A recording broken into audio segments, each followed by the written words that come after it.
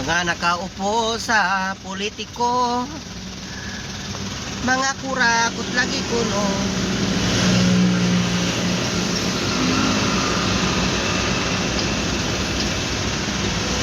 Noon ko lang yung iba. No, kung kurakot ba?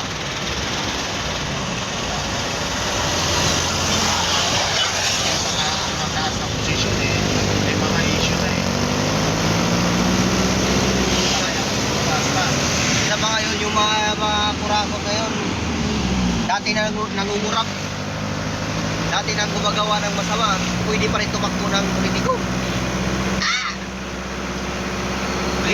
Ginawa na nila dati, gagawin ulit yun, siyempre.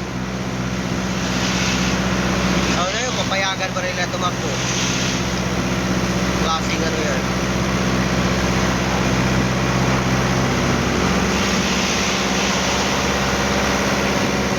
Ano nangyayari sa Pilipinas?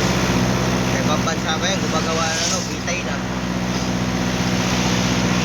No? Ang ginawa nila nga na ngayon ng aksyon, mag-involve ano, kagaya ng ginawa nila ng may kaso, yung mga pre, yung nagmamaniho dito lahat, nagmamaniho, tapos may dalawang nagkaalitan, nagsusuntukan, involve ano yun, crime, inano sa crime, putang ina yan. May pataw na kulong.